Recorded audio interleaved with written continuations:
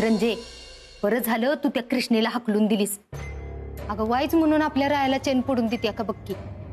जशी आपल्या रायाच्या आयुष्यात ती आल्या का नाही, तसं रायाला सुख म्हणून नाही बघ. अगं आता कुठं ते सुखानं जगतोय, तर ती बी तिला बघवणं झाले. अशी हाकलून दिली की अशी माघारी येत्या. याच तर टेन्शन आहे. ती कधी एकदा रायाच्या आयुष्यात न जाणार आहे कुणाच ठाऊक. नाहीतर काय. अगं इदा त्यांची आबरू जाऊन आहे, लोक नावं ठेवतील म्हणून हे जर रायाबरोबर लगीन लावून दिलं तर ही तर डोसक्यावर मिरच वाटायला लागली की. नाहीतर काय. तिनेही रायावरती काय जादू केली होती काय माहिती. रायाला कृष्णा सोडून दुसरी कोणी दिसतच नव्हती. हो, पण आता रायाच्या डोळ्यावरची कृष्णाची प्रेमाची पट्टी दूर झाली. मला वाटलं होतं राया पुरता अडकलाय तिच्या जाळ्यात, पण तो माझा मुलगा आहे. त्याला असं फसवणं सोपं नाही. बरं झालं त्यानंच तिला घराच्या बाहेर काढली. होय, पण रंजे, ही कृष्णी शांत नाही बसायची. तिच्यावर लय बारीक ध्यान ठेवाय पाहिजे बर का. आणि काय बी झालं तरी कृष्णी परत ह्या घरात नाही आली पाहिजे. नाही येणार. माझा राया तिला परत नाही घेणार घरात. मावशे सांगतात नाही बरं का, कारण अजून पण रायाचं कृष्णावरचं प्रेम का कमी झालेलं दिसत नाही. आता ते कृष्णासाठी घरातल्या माणसावर आकाडा चाललाय. अंतरावर चिडला तो, बिचारी रडली ती.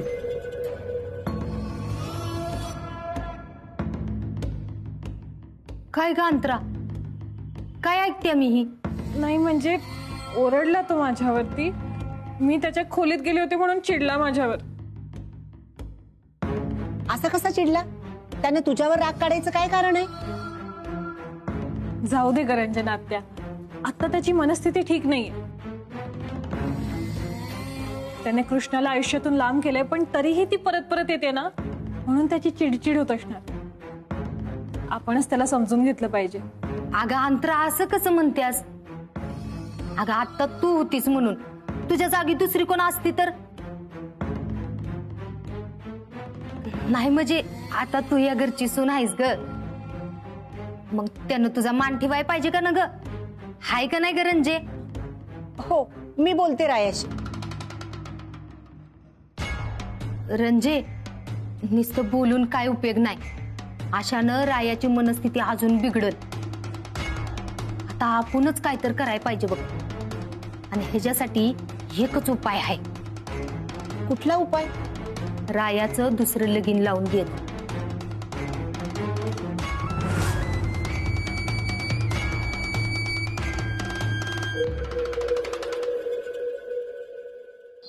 तर मंडळी, आम्ही सांगितलेले सगळे मुद्दे तुमच्या ध्यानात आले असतील याची खात्री आम्हाला. भाऊसाहेब, तुम्ही काळजीच करू नका. सगळं तुम्ही म्हणाल तसंच होईल बघा. सगळं आमच्या लक्षात आलंय बघा.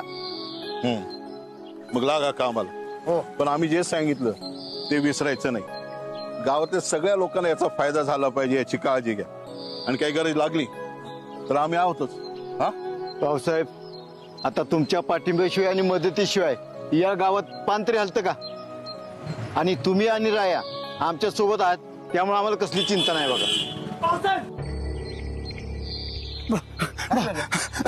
एवढं धावत कशा पायी आला? हो तिकडं तिकडं शांत हो. ए, अरे पाणी आणा. नाही नको. तिकडं मंडळी, आम्हाला वाटतं आपलं बोलणं झालंय. या तुम्ही. हो भाऊसाहेब, चला.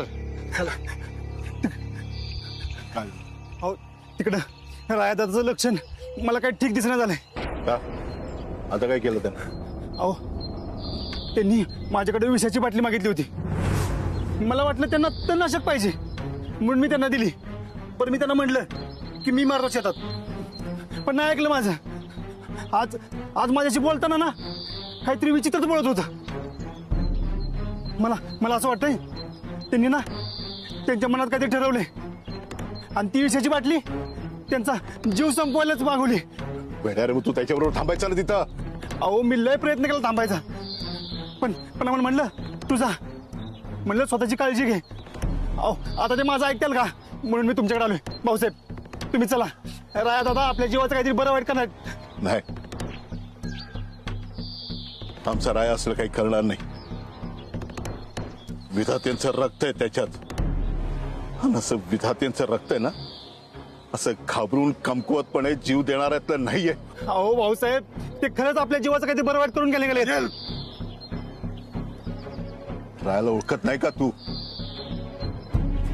किती बी कठीण परिस्थिती आली ना, तरी बी जमिनीवर पाय रोवून निधड्यात छातीनं उभं राहायचं शिकवलंय आम्ही त्याला. अहो पण भाऊसाहेब, तो असला भेकड निर्णय घेणार नाही. तरी बी त्याने असला काही घाण निर्णय घेताना आम्ही समजू त्याच्यामध्ये विधात्याचं रक्तच नाही, आमचा मुलगाच नाही असं आम्ही समजू. भाऊ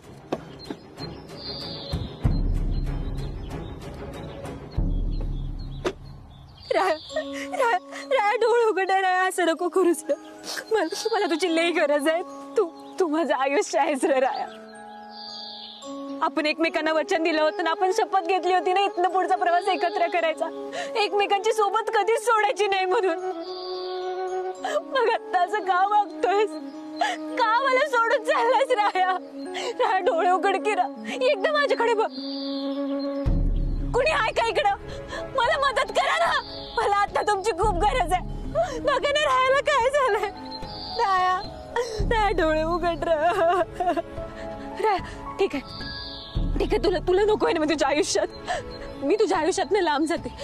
मी वचन देते तुला राया, मी माझं तोंड तुला कधीच नाही दाखवणार, कधीच नाही. पण प्लीज एकदा डोळे उघड, माझ्यासाठी डोळे उघड राया. माझ्याकडे एकदा बघ रा.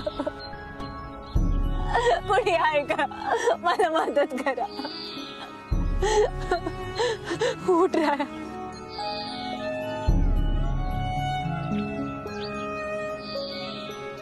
ठीक आहे, तू डोळेच उघडणार नसशील तर माझा जगून तरी काय उपयोग आहे? मी तुझ्या सोबत जगू शकत नाही, पण मरू तर शकते.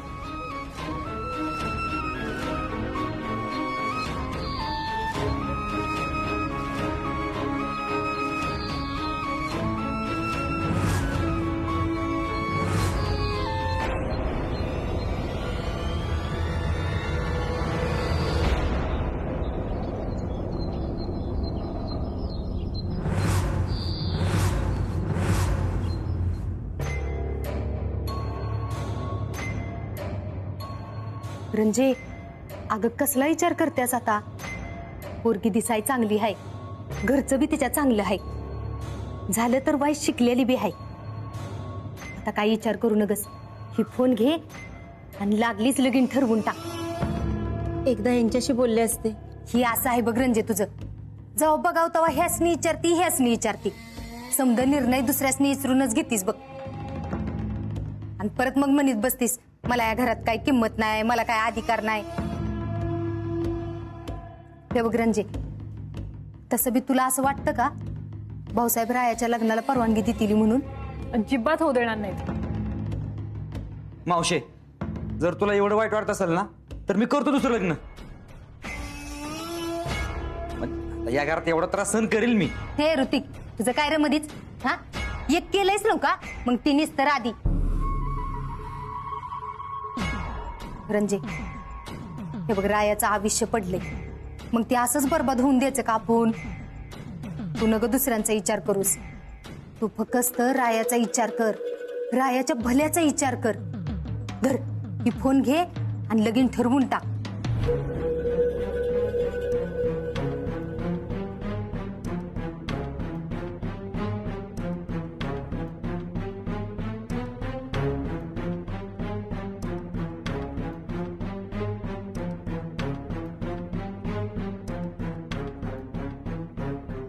हॅलो, हा मी रंजना विधाते बोलते.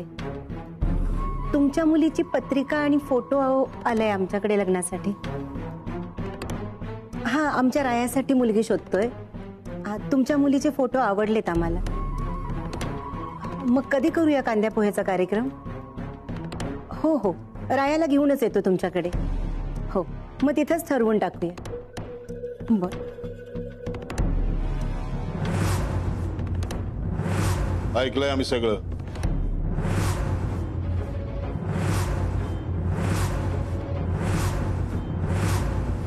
अहो मी ते काय सांगायची गरज नाही.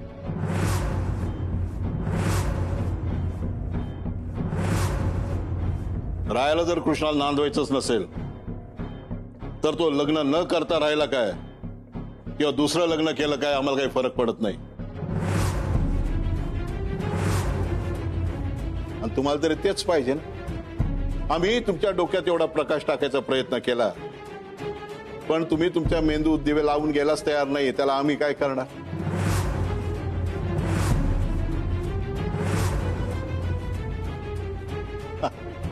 आला तुम्ही तरीच म्हटलं हा सगळा प्रकार कस काय सुरू झाला. भाऊ तू हे काय बोलतोयस. अशी कशी रायाच्या दुसऱ्या लग्नाला परवानगी देऊ शकतोस.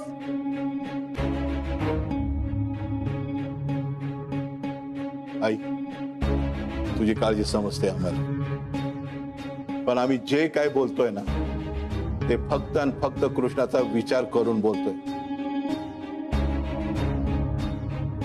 कृष्णाला तिच्या लायकीचा चांगला मुलगा तरी मिळाला. रायाला तिची किंमत कळली नाही. अजून किती तिचा अपमान करणार. रायाला जेव्हा त्याच्या लायकीची बायको मिळेल ना तेव्हा त्याला कृष्णाची किंमत समजेल. आई आपलंच नाणं खोटं निघालंय. लोकांच्या लेकीबाळीचा हाय कशाला घ्यायचा आपण. हा?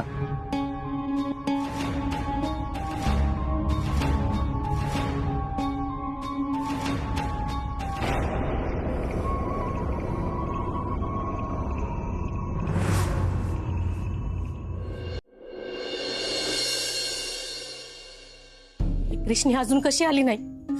किती वेळ झाला गेल्या. ह्या मुंजाला पाठवलं बघायला त्याचा बी पत्त्या नाही. कळणं झालं कुठं राहिलं. आली कृष्णा घरी.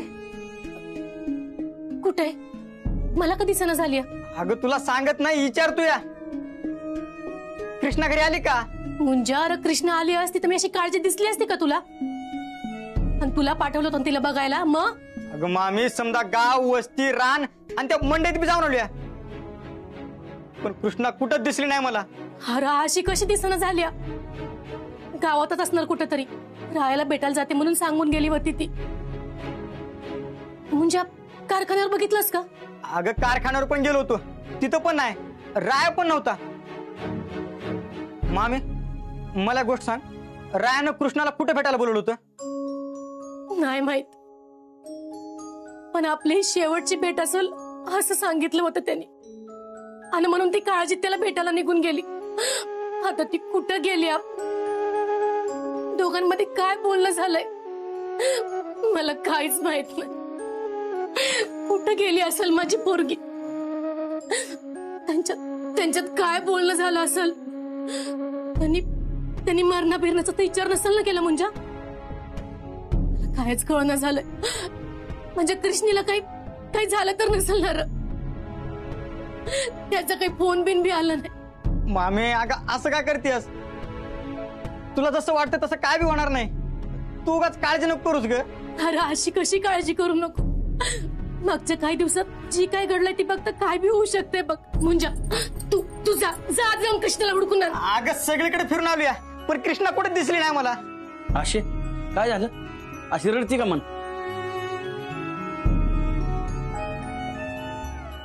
आणि कृष्णा कुठे. आपली कृष्णी कुठंच गावनं झाली. काय गावानं झाली माझी. अहो ती रायसनी भेटायला गेली होती पण दोघांचा कुठं बी पत्त्या नाही. मला लई काळजी वाटते. छातीत नुसतं धडधडतंय बघा. माझ्या लेकीच्या जीवाला काय. अगं अशी काय बोलती तू. काय होणार नाही आपल्या कृष्णाला. मी मुंजा जाऊन परत बघून येतो. कदाचित ती बांगल्यावर गेली असेल. आलोच बघून. आणि आम्ही गेल्यावर कृष्णा आली तर वर तर फोन करून कळव. आणि बिनकामी काळजी करत बस नको. देवा माझ्या लेकीला सुखरूप घरी परतात.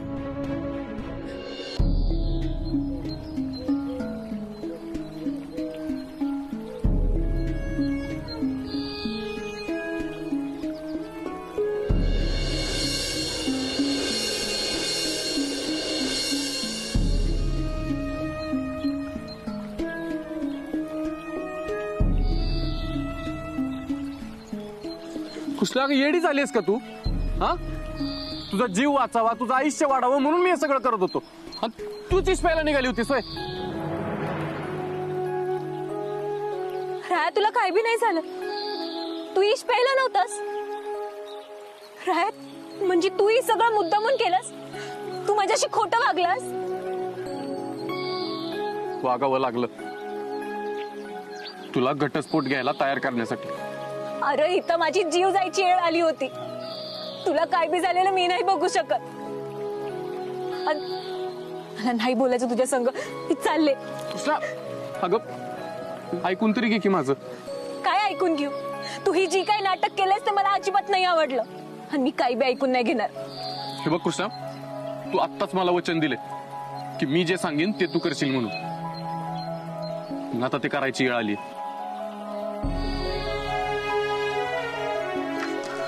हे बघ, हे घटस्फोटाच्या पेपरवर सही कर कृष्णा. तुला कळतंय का तू काय येडेपणा करायला निघालायस ते? मला एक सांग, तुझं प्रेम आहे माझ्यावर? स्वतःपेक्षा जास्त. मग का मला तुझ्यापासून लांब करतोयस? तुझ्या आयुष्यासाठी कृष्ण. तू लांब असलेली मला कधी पण चालत, पण या जगात नसलेली मला चालणार नाही. आपण जर घटस्फोट घेतला तर आपल्या नात्यात काही बी उरणार नाही. आपलं नातं संपत, एकमेकांवरचा हक्क संपत, कर्तव्य संपत्याली, सहवास संपत, एकमेकांसोबत राहणं संपत. बंधनं संपतील फक्त कृष्णा. बंध नाही तुटणार, प्रेम नाही संपणार. अगं, ह्यो घटस्फोट आहे ना, ह्यो फक्त आपल्यात असणार आहे. ह्यातलं आपण कुणालाच काय सांगायचं नाही. सगळ्यांपासून लपूनच करायचं आहे. तू माझ्या आयुष्यात बायको म्हणून नाही राहिलीस तर तुझ्या जीवाला बी धोका नसणार आहे.